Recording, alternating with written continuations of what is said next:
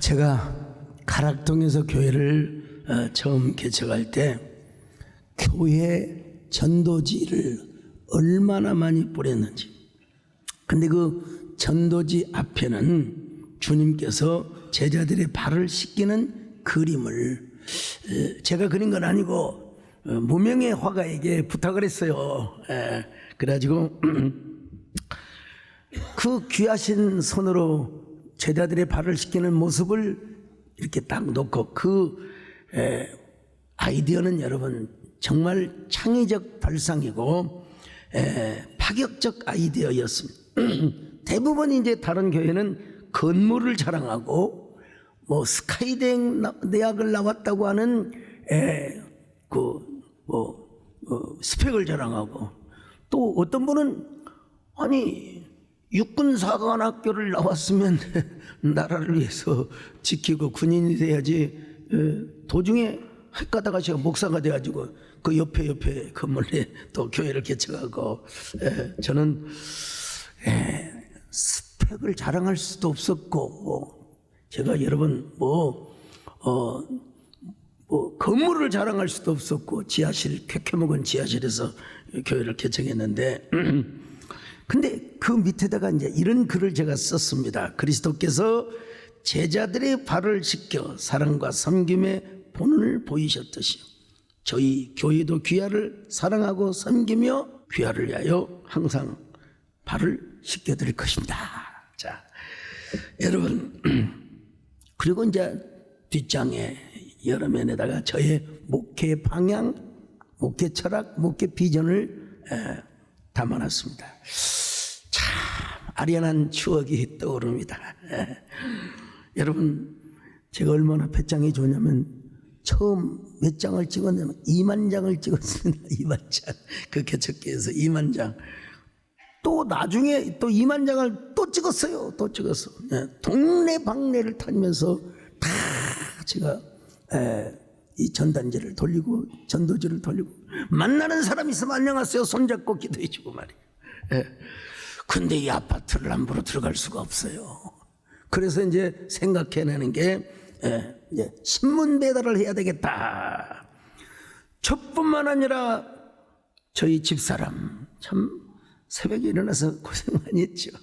그리고 또 카나다로 이민을 가신 우리 김경애 전사님 참 수고하셨어요. 여러분, 조간신문을 배달하기 위해서는 최소 3시에 일어나야 돼요. 3시 반에 지국으로 가야 돼요. 그래서 돌리고 와서 새벽 기도를 또 합니다. 그래서 저는 가까운 대림아파트, 우성아파트요. 저 김경애 전사님, 저희 집사람은 저 패밀리 아파트까지 가서 막 그냥 전단지를 쫙, 옛날에는 저 아파트 높이가 뭐 겨우 14층이었어요. 14층. 맨 꼭대기에서 신문을 의외로 많이 안 봐요. 사실 지금도 요즘은 더 안 볼 거예요. 아무튼 그 종이신문을 한 통로에 많으면 5장, 넉 장 이렇게 봐요. 몇 개 봐요. 근데 쫙 엘리베이터로 나오는 게 아니라 내려오면서 신문 안 보는 것도 전부 남으면 신문 넣어주고, 또 이제 신문이 모자라면 제가 우리 전단지만 다 내려놓고 다녔습니다. 여러분, 사실 제가 이렇게 열심히 하는 것도 중요하지만 더 중요한 분이 누구냐? 우리 정금성 권사님이 영적인 기도의 이 배경이 정말 중요하다는 사실을 고백합니다만은, 근데 이제 그렇게 교회 전도지를 돌리고 또 만나는 사람 기도하고 전도하고 하다 보니까 토요일 저녁이 되면 여러분 잠 못 이루는 밤이요, 새우잠을 자는 거요. 그러나 꿈은 고래의 꿈을 꾸는 것이죠. 여러분, 아니나 다를까 주일이 되면 새 사람들이 이렇게 이따금씩 오십니다. 여러분, 오신 것은 좋지만 그분들이 교회에 와가지고 나갈 수는 없고 인상을 찌푸리면서 예배를 드리는 거예요. 여러분, 얼른 볼 때 제가 사람을 혹하게 하는 이런 그 외모가 아니잖아요. 비웃으신 분들 여러분 건강에 별로 도움이 안 됩니다. 자, 뭐 제가 키가 크고 인물이 대단하고 스펙이 대단한 사람이 아니요. 그러나 저는 여러분 스토리로 믿음으로 승부를 걸었습니다. 예, 그분들은 예배가 끝나자마자 도망가는 거예요. 제가 놓칩니까? 달려가서 아이고 안녕하세요, 잘 가세요, 예 또 오세요, 예 오셔서 감사합니다. 근데 그렇게 시험 들어 가는 사람처럼 보였지만 여러분 우리 정권사님 뭐라고 한 줄 알았어요? 그런 사람들한테요, 우리 그때 목사 안수 안 받은 우리 소강석 전도사님은요 세계에 없는 종이 될 거요. 목사가 막 안수 받으면 세계에 없는, 진짜 세계에 없는 저만의 목사가 된 거예요, 여러분요. 자, 근데 사람들이 언제 찾아오느냐? 어려울 때 찾아오더라고요. 힘들 때 찾아오더라고요. 힘들 때 찾아오더라고요. 여러분 저는 저녁에 집사람이야 애를 데리고 집에서 자야 되죠. 방 조그만한 두 칸. 우리 배영수 장로 방에 근무하고 한쪽 방에서 우리 배영수 장로 자고, 처남이니까 저하고 정군사님, 저는 강단에서 우리 정군사님은 의자에서 그리고 또 가끔씩 와서 기도하는 사람들이 있어요. 여러분 문을 열어놓고, 교회 문을 항상 열어놨습니다. 여러분 열어놨어요. 힘든 사람들이 와서 주여 주여 하고 눈물을 흘리며 기도합니다. 그러면 저도 그 사람 앞에 가서 아이고 얼마나 힘드세요. 사람의 손을 잡고 기도를 해주면 그냥 눈물을 펑펑펑펑 쏟아 흘립니다. 네. 어떤 분은 여러분 칼을 품고 교회를 찾아왔어요. 네. 왜 우리 집 앞에다가 그렇게 허락도 없이 전도지를 그렇게 뿌리고 다녔냐고 말이야. 나 그렇지 않아도 힘들어 죽겠는데 내 목사님 찔러 죽이고 나도 죽겠다고 말이요. 여러분 이런 사람들 앞에 가장 무서운 언어가 뭔 줄 아세요? 절대로 여러분 쫄면 안 됩니다. 이걸 뭐라고 하냐, 영어로 BGR이라고요. 뭔 말인 줄 아세요? 배째라.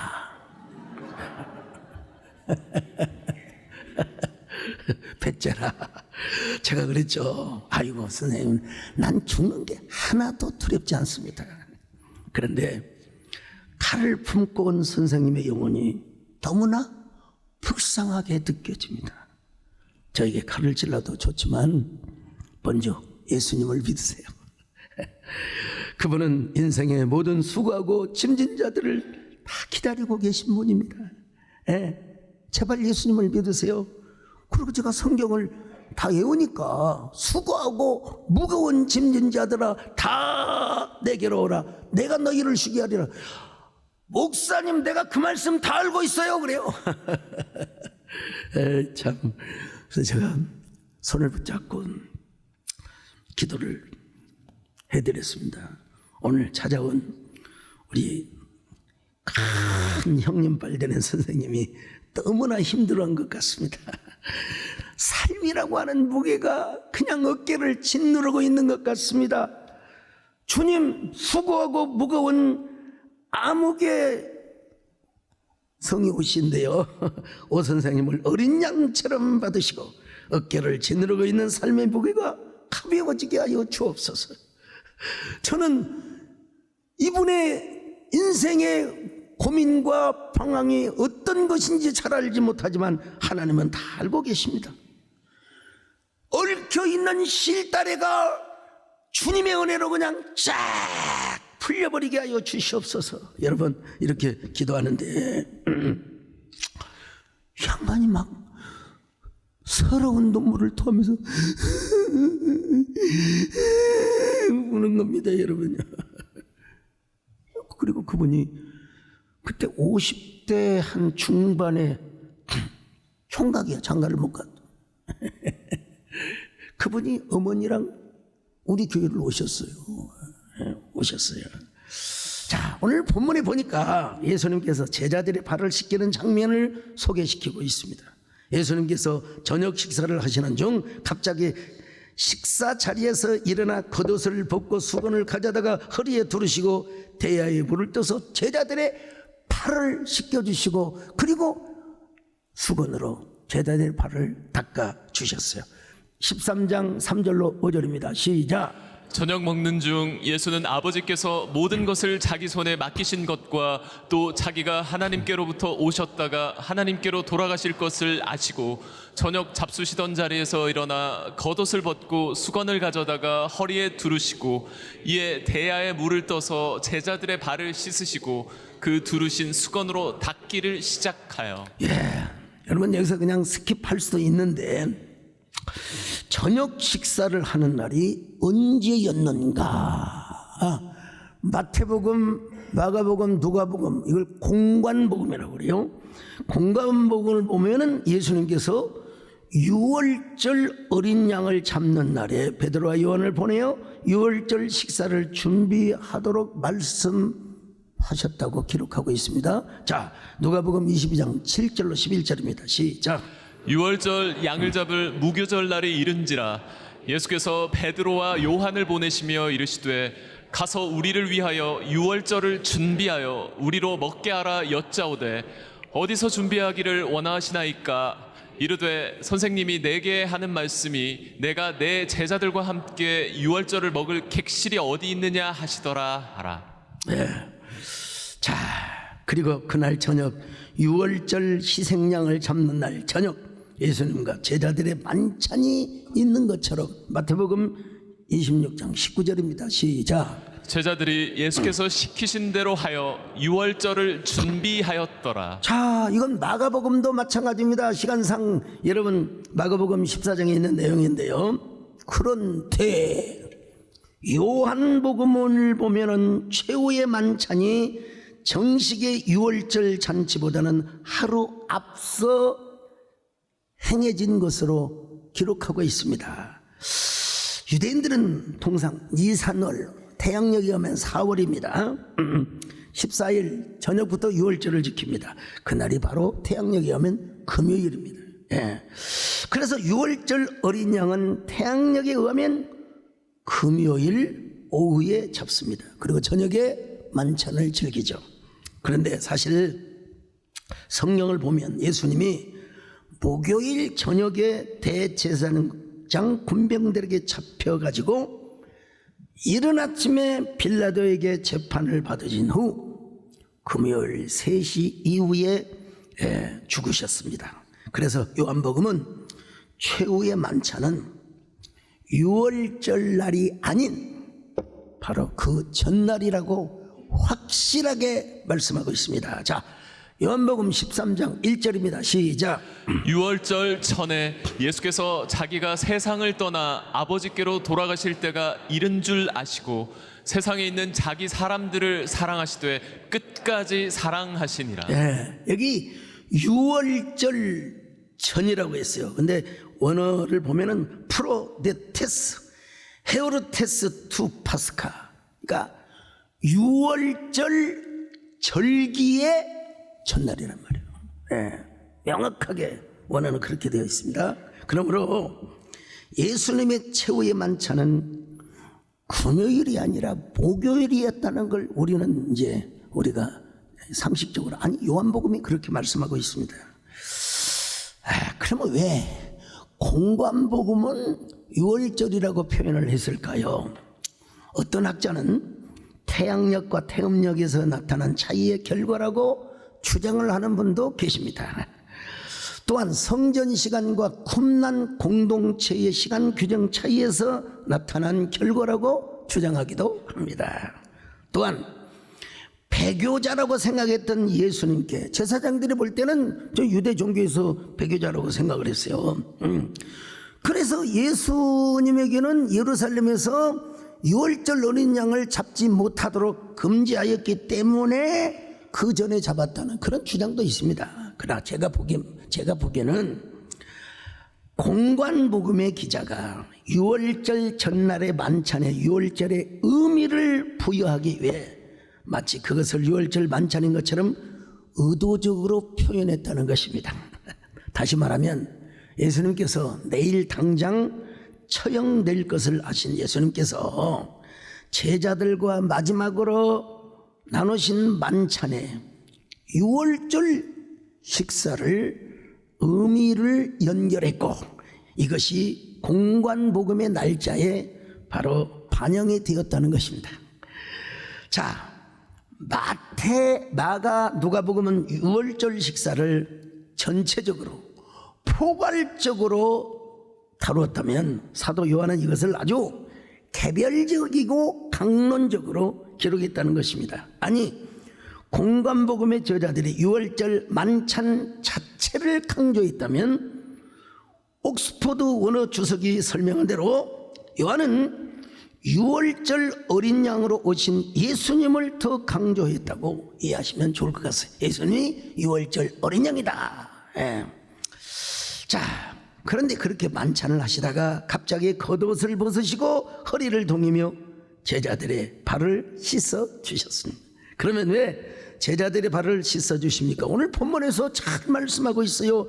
예수님께서 아버지께로 돌아가실 때가 이른 줄 아시고 섬김의 모본을 보여주시기 위해서였습니다. 자, 3절 5절 봅니다. 시작. 저녁 먹는 중 예수는 아버지께서 모든 것을 자기 손에 맡기신 것과 또 자기가 하나님께로부터 오셨다가 하나님께로 돌아가실 것을 아시고 저녁 잡수시던 자리에서 일어나 겉옷을 벗고 수건을 가져다가 허리에 두르시고 이에 대야에 물을 떠서 제자들의 발을 씻으시고 그 두르신 수건으로 닦기를 시작하여. 여러분, 고대 근동 특별히 이스라엘에서는요, 자기가 자기 발을 안 씻습니다. 종들이 씻어줘요. 종이 없으면 서로가 서로를 씻어줍니다. 남편이 아내를, 아내가 남편을. 예. 그리고 친구들의 발도 친구들끼리 씻어주는 풍속이 있었어요. 그런데 최후의 만찬이 있는 저녁에 제자들 가운데 어느 누구도 한 사람이 나서서 발을 씻겠다고 이렇게 세숫대야에 물을 떠오는 사람이 없었어요.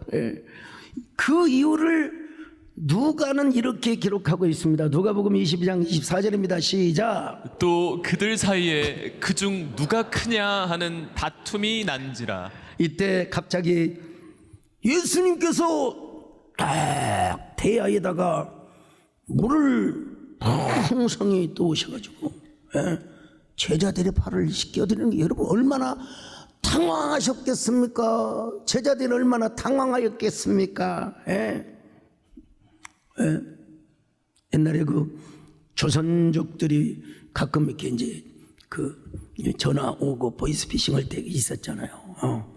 제가 낌새를 알고 나한테 이런 전화 하지 마세요. 아유, 많이 당황하셨겠네요. 여러분 아마 당황 많이 했을 거예요, 여러분요. 근데 성경에 뭐 정확하게 기록하고 있지는 않지만 초대교회의 교부이자 황금의 혀를 가지고 있어요. 그만큼 연설을 잘했던 분이야. 설교를 잘. 크리소스톰에 의하면 예수님께서 누구의 발을 가장 먼저 씻어 주셨느냐? 가룟 유다의 발을 먼저 씻겨 주었을 것이라고 여러분 추정을 합니다. 성경의 문맥을 보면 어느 정도 가능성이 있습니다, 여러분. 자, 요한복음 13장 1절로 2절입니다. 시작. 유월절 전에 예수께서 자기가 세상을 떠나 아버지께로 돌아가실 때가 이른 줄 아시고 세상에 있는 자기 사람들을 사랑하시되 끝까지 사랑하시니라. 마귀가 벌써 시몬의 아들 가롯 유다의 마음에 예수를 팔려는 생각을 넣었더라. 이 문장의 구조를 보면요, 세상에 있는 자기 사람들, 즉 뭐 12제자뿐만 아니라 자기를 따르는 사람들을 사랑하는데 끝까지 사랑하셨대. 끝까지. 그리고 나서 뭐가 반영이 되느냐? 가롯 유다의 마음속에 마귀가 예수를 팔 생각을 넣어 주었다는 것입니다. 자, 그래서 예수님은 먼저 가롯 유다의 발을 씻어 주었을 것이라고 그렇게 주장을 하죠. 물론 예수님은 아셨어요. 너희 중에 다 하나님 나라의 영광을 차지할 것이 아니라 가롯 유다가 자기를 배신할 걸 알고 계셨다는 거예요. 자, 요한복음 13장 11절 시작. 이는 자기를 팔 자가 누구인지 아심이라. 그러므로 다는 깨끗하지 아니하다 하시니라. 참 비참한 사람이죠. 한때는 정치적 메시아관을 가지고 예수님을 따랐던 가룟 유다. 근데 예수님께서는 정치 권력에는 별 관심이 없으시고 맨날 십자가에 죽으시고 부활하시겠다는 말씀만 하시는 거예요. 그러니까 가룟 유다는 회의와 갈등이 생기게 되었죠. 물론 그 전부터 예수님의 그 뭐라고 할까요? 회개, 재정을 훔쳐서 사람들이 막 헌금했을 거 아니에요. 그러면 그 재정을 담당하는 사람이 있을 거 아니에요. 근데 이 가룟 유다가 돈을 훔쳐 먹었어요. 자, 요한복음 12장 6절 볼까요? 시작. 이렇게 말함은 가난한 자들을 생각함이 아니요 그는 도둑이라 돈괴를 맞고 거기 넣는 것을 훔쳐 가밀어라. 자, 이런 유다에게 마귀가 제안을 합니다. 자, 13장 2절입니다. 시작. 마귀가 벌써 시몬의 아들 가룟 유다의 마음에 예수를 팔려는 생각을 넣었더라. 가룟 유다가 이렇게 되기까지의 심리적인 관찰과 통찰이 필요하겠죠. 그러나 아까도 말씀드린 것처럼 예수님의 메시아관이 자기 생각과 달라서, 아니면 예수님의 말씀과 행동이 자기 생각과 달라서 회의를 가지고 돈깨를 훔쳐먹은 도둑놈이라는 거예요. 성경은 궁극적인 이유를 마귀가 가룟 유다에게 생각을 넣어 주었다고 여러분 말씀하고 있습니다. 자, 13장 2절 또 봅니다. 시작. 마귀가 벌써 시몬의 아들 가룟 유다의 마음에 예수를 팔려는 생각을 넣었더라. 13장 2절을 여러분들 그냥 무시하세요. 그냥 듣기만 하세요. 카이 데이프노 기노메노 투 디아볼로 에데 베블레 코토스 에이스텐 카리디안 유다 시모노스 이스카리우트 하나 아우톤 파라도. 왜? 그냥 들으세요. 그냥. 근데 여기 보면 주어가 누구냐면요, 투 디아볼로, 마귀라 이 말이요, 귀신이라 이 말이요. 정확하게 말하면 저 마귀가, 그 마귀가 그런 말이요. 에데 베를레코스, 에데란 말은요 이미, already, 이미란 말이 이미. 그리고 베블룩 코트란 말은 생각을 넣어주었다. 생각을 넣어주었다. 어디에? 에이스텐 카르디안, 마음속에. 누구의 마음속이냐 이 말이면 이유다 시모노스 이스카리오트, 바로 시몬의 아들 유다의 마음속에 마귀가 그 생각을 넣어 주었다는 것입니다. 그러니까 이게 이미 지금 헬라어를 보면은 그런 생각을 이미 마귀가 유다의 마음속에 예수님을 배반하도록 하기 위하여, 하나 아우톤 파라도이, 예수님을 배반하도록 하기 위하여. 그러니까 헬라어 원어를 보면 유다가 그런 생각을 이미 갖기 전에 마귀가 먼저, 유다는 돈을 훔치고 메시아관이 달랐어요.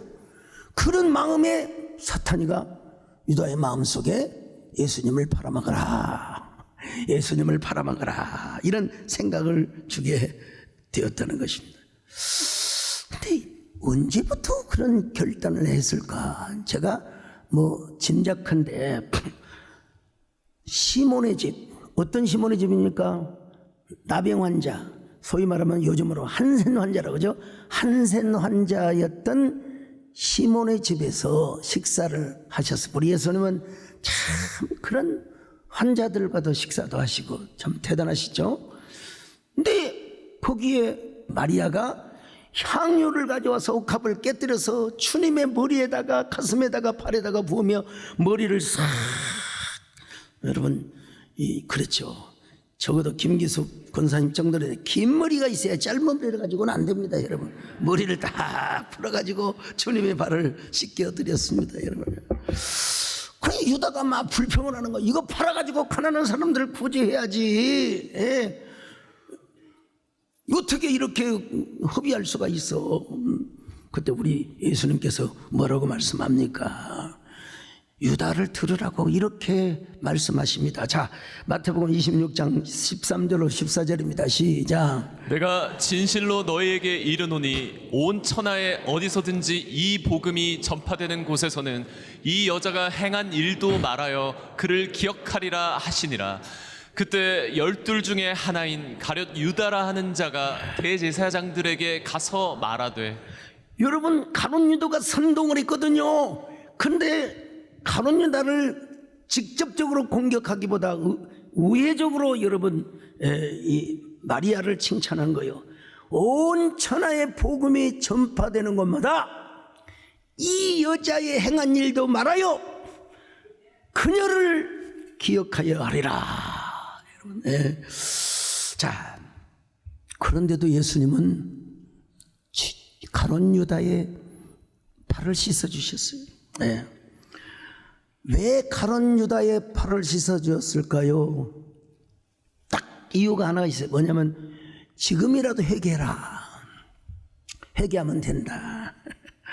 여러분, 그것도 크리소스톰에 의하면 맨 처음으로 유다의 발을 씻어 주었다는 거예요. 그리고 갑자기 예수님이 겉옷을 벗고 제자들의 발을 씻는 거예요. 여기서 겉옷을 벗다는 말을 헬라어로 티템이라고 사용하고 있습니다. 이게 옷을 벗다는 의미도 있지만 목숨을 내어주다는 의미도 있습니다. 예, 옷을 벗다는 단어는 아포티테미가 좀 자연스럽습니다. 아이 더우니까요 옷을 벗자. 이게 아포티테미. 근데 티테미를 사용한 것은 예수님의 그 행위 속에서 이제 곧 이어질 예수님의 십자가 사건을 암시적으로 보여준다고 할 수 있어요. 예.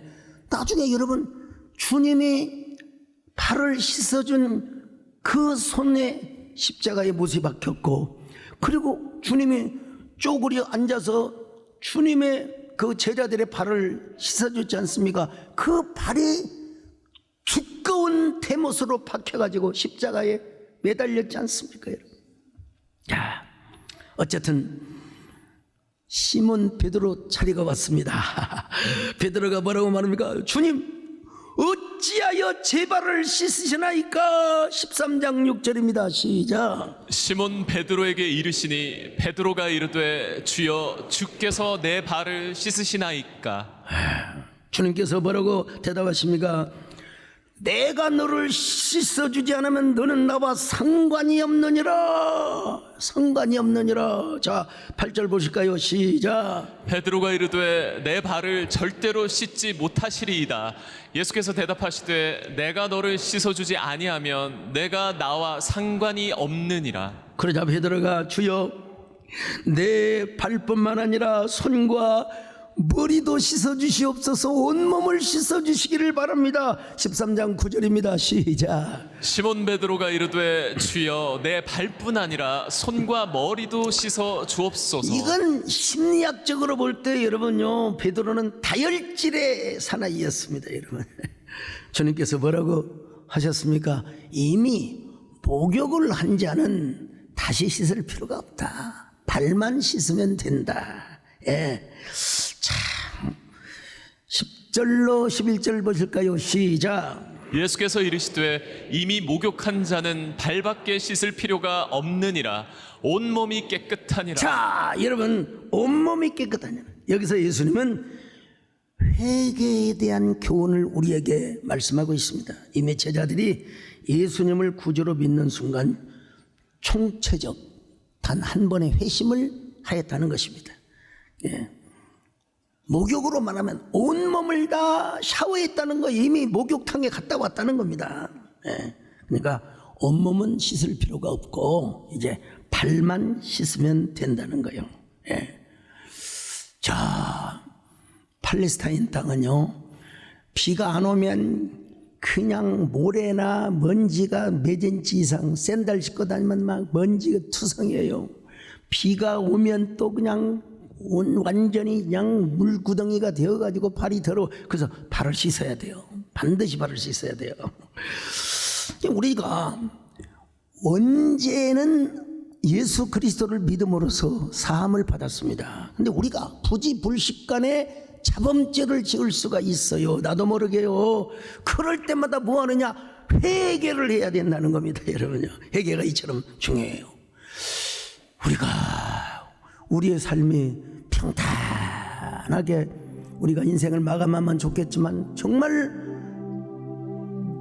원치 않는 비명 행사, 원치 않는 여러 가지 사고를 당하여 우리가 하나님 앞에 갈 수가 있어요. 그러니까 우리는 이렇게 하나님께 기도해야 돼요. 하나님, 내일 일을 알지 못하는 우리는 미리서 하나님께 항상 기도하고 회개합니다.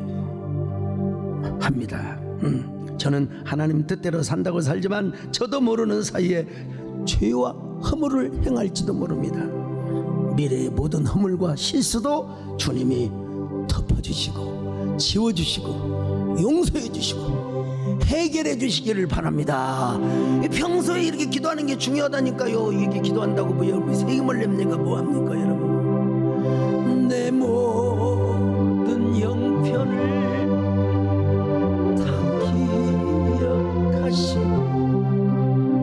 늘 나와 동행하옵소서. 나의 생명 주 남김없이 드린 주여 나를 지켜주소서. 주여 나를 축복, 주여 나를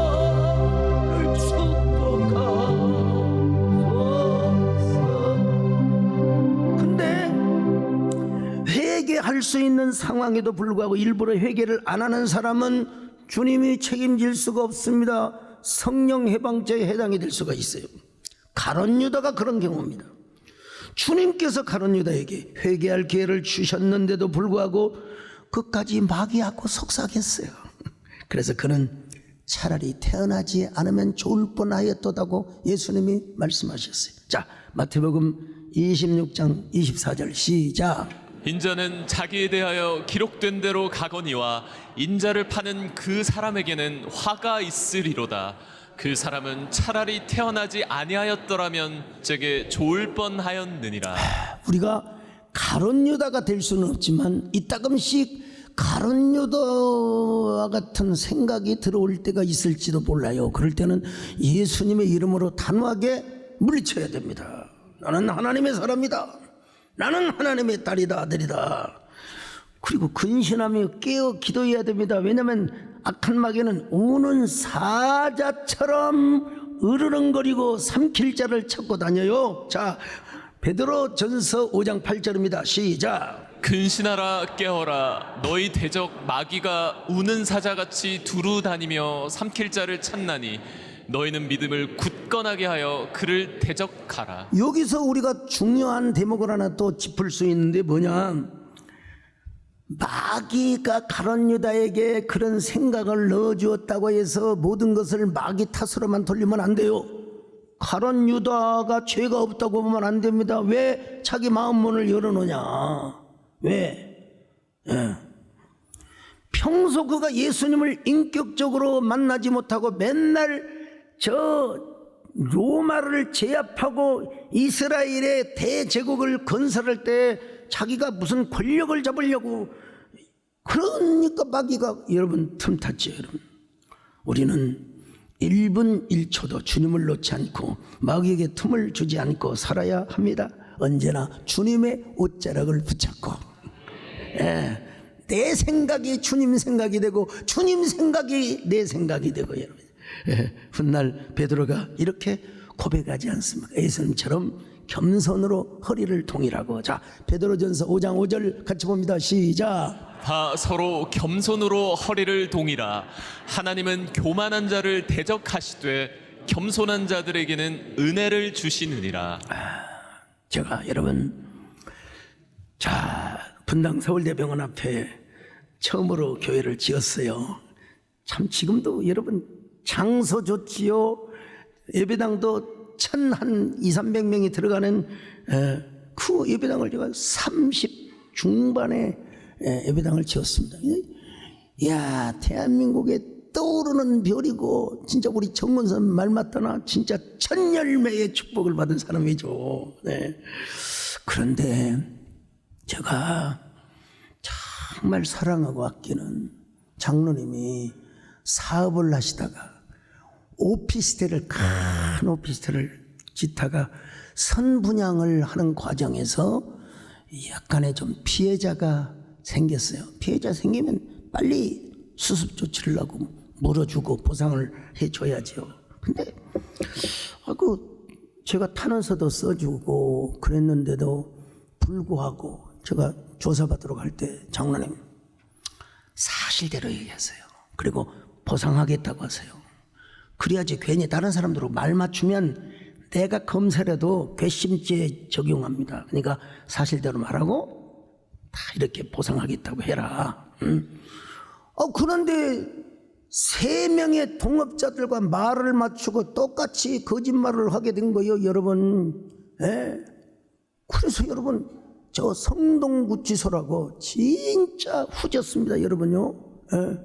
우리 장로님 한 분이 또 거기 근무도 하셨는데 지금은 이제 동부구치소라고 새롭게 지었습니다. 근데 제가 면회를 갔더니 목사님 거기에 뭐 선풍기가 있습니까? 여러분 에어컨이 있습니까? 여름에 막 죽을 지경입니다. 제발 저 좀 도와주십시오. 저 좀 살려주세요. 그래서 제가 성남지청에 찾아갔습니다. 담당 검사님을 만났어요. 한 30년 전의 일입니다. 제가 검사님 죄송합니다. 제가 탄원서를 쓴 목사입니다. 탄원서 가지고는 안 될 것 같아 직접 찾아왔습니다. 구속만은 면해 주시고 기소만 해 주시면 안 되겠습니까? 그랬더니 책상을 치면서 이 목사 양반 나한테 겁을 주는 거요. 그래서 아니 당신이 검사라고 나한테 큰 소리 치면 되는 거야 라고 하려다가 제가 약자지요. 제가 약자지요. 그분은 칼을 손에 들고 저는 방패를 가지고 가는 사람인데 저 뭐 변호사도 아니고 또 그래서 오늘 본문을 생각이 나더라고요. 예수님께서 제자들의 발을 씻기는 그 모습이 생각이 나더라고요. 그리고 당시에 한참 유행했던 낮은 해처럼 밤엔 달처럼 그렇게 살 수는 없을까. 그 노래가 딱 생각이 나. 자, 그래서 검사님 의자 앞에 제가요 용기를 가지고 무릎을 꿇었습니다. 검사님, 제가 어떻게 겁을 주다니요? 다 제가 잘못 가르친 탓입니다. 제가 잘 가르쳐서 반드시 피해자 보상하고 그리고 사회 공익을 위해서 열심히 일하도록 하는 사람으로 가르치겠습니다. 그렇게 바짓가랑이를 붙잡고 있는데 아무 말씀이 없으세요. 저보다 나이가 많으신 분인데 아무 말씀. 검사님 송구합니다. 그러다가 한 30초 40초 흘렀을까? 아니 목사님 왜 이러십니까? 아니 처음에는 겁을 주더니 이렇게 하면 내가 어떻게 됩니까? 아유 검사님 죄송합니다. 다 제가 부족해서 그런 겁니다. 목사님 일어나시죠. 일어나서 얘기합시다.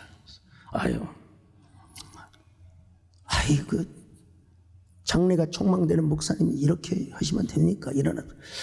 안 일어나서요? 제 말씀 들어주는 겁니까? 그래서 일어나서 얘기합시다. 손잡고 의자를 주어서 앉으라고 하시더라고요. 저한테 뭐라고 한 줄 아세요? 목사님, 나 검사 생활하면서 목사님 같은 분을 내가 처음 봤습니다. 무슨 피가 섞여 있는 가족도 아니고 뭐 아무리 교회 장로라 하더라도 어떻게 이럴 수 있단 말입니까? 그거 어떻게 하실랍니까? 그랬더니 목사님 죄송하지만 그냥은 안 되고 약식 기술을 해야 합니다. 벌금 좀 내주시죠. 아야 벌금이야 뭐 당연히 내지 내가 낼 수 있지. 응? 벌금 얼마나 낼까요? 그랬더니 300만 원만 내시죠. 내가 볼 때는 너무 적은 것 같아요. 그래도 한 돈 1,000만 원 내야 되는 거 아닙니까? 아이 그냥 300만 원으로. 그러면 이렇게 합시다. 500만 원으로 우리 협의합시다. 그랬더니 목사님 이번에는 제 말 좀 들으세요. 그래서 아이씨 그래서 그냥 끽소리도 못하고 바로 나와서 300만 원을 입금을 했습니다. 여러분 국고로 가는 거예요. 그때 그날 저녁에 바로 풀려 나왔어요. 그날 저녁에. 참.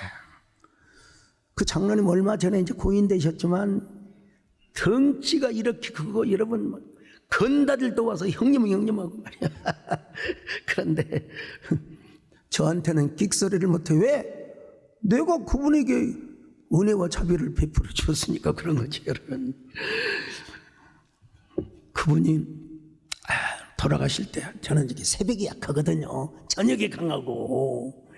세상에 정문사님이 저 자고 있는데 저를 깨우러 오셨어요. 장로님이 지금 이제 얼마나 남지 않는데 임종을 좀 목사님이 지켜봐 주기를 원한다고.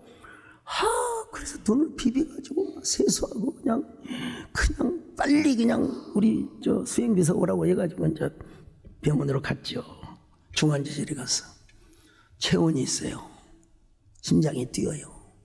호흡을 인공호흡기로 하는 거예요. 제가 30분 동안 기도하고 찬송 불러주고 옆에 사람들이 있으니까 조용하게 귀에다가 설교를 해주고 장로님 이제 너무 살 생각하지 말고 이제 편안하게 천국 가세요. 편안하게 가세요. 그 이제 가족들이 왔습니다. 그리고 의사 선생님 주치의가 오셔서 이제는 의미가 없습니다.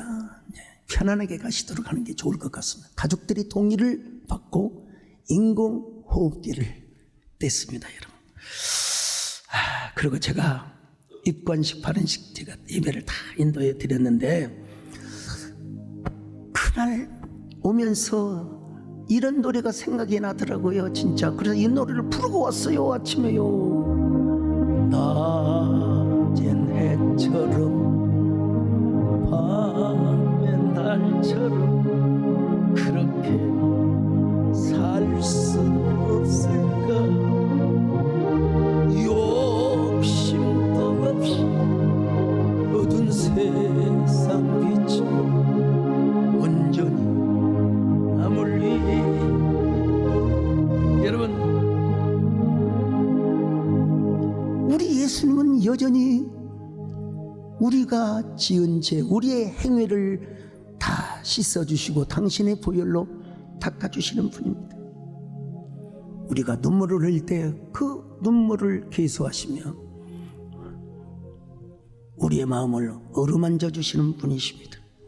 그런 감격이 있다면 우리는 마음을 다하고 성품을 다하고 힘을 다하여 하나님을 사랑하고 이웃을 내 몸과 같이 사랑하는 겁니다. 마태복음 22장 37절로 39절입니다. 시작. 예수께서 이르시되 내 마음을 다하고 목숨을 다하고 뜻을 다하여 주 너의 하나님을 사랑하라 하셨으니 이것이 크고 첫째 되는 계명이요 둘째도 그와 같으니 내 이웃을 내 자신같이 사랑하라 하셨으니. 자, 여러분 모두 하나님 사랑과 이웃 사랑, 서로가 서로의 꼭 육신적인 발이 아니라더라도 함께 발을 씻겨드리고 허물을 덮는 저와 여러분이 되시기를 바랍니다. 우리 모두 그런 성도가 되게 하여 주시옵소서. 나의 인생 응급위원들 나오세요. 이 땅에 빛과 소금에 가난한 영 지친 영혼을 주님께 인도하건대.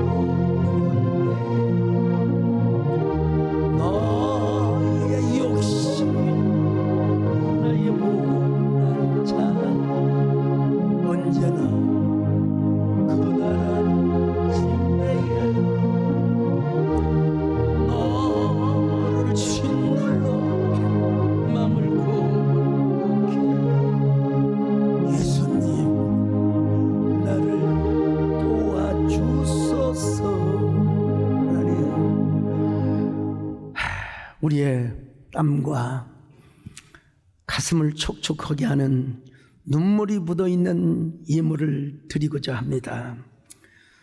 누추한 손이지만 기쁘게 받으시고 우리가 감사함으로 드릴 수 있는 저희들 되게 하여 주시옵소서. 예수님의 이름으로 기도 올려옵나이다.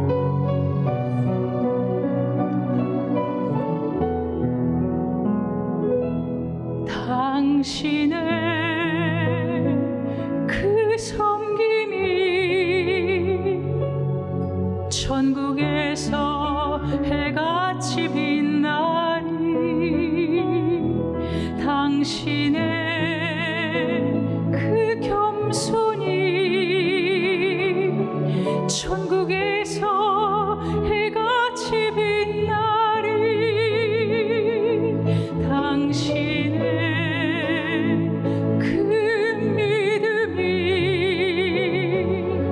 천국에서 해같이 빛나리. 당신의 그 충성이 천국에서 해같이 빛나리. 주님이 기억하시면 족하리. 예수님 사랑으로 가득한 모습 천사도 흠모하는 아름다운 그 모습 천국에서 해같이 빛나리.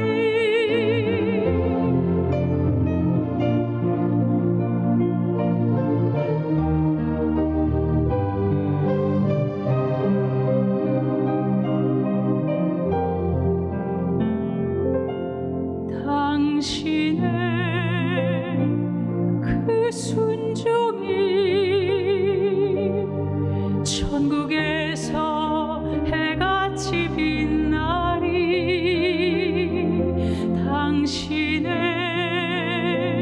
그 사랑이 천국에서 해같이 빛나리. 당신의 그 찬송이 천국에서 해같이 빛나리. 당신의 그 헌신이 천국에서 해같이 빛나리. 주님이 기억하시면 족하리. 불타는 사명으로 가득한 모습 천사도 흠모하는 아름다운 그 모습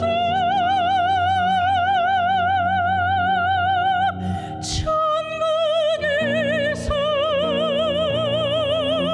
해같이 빛나리.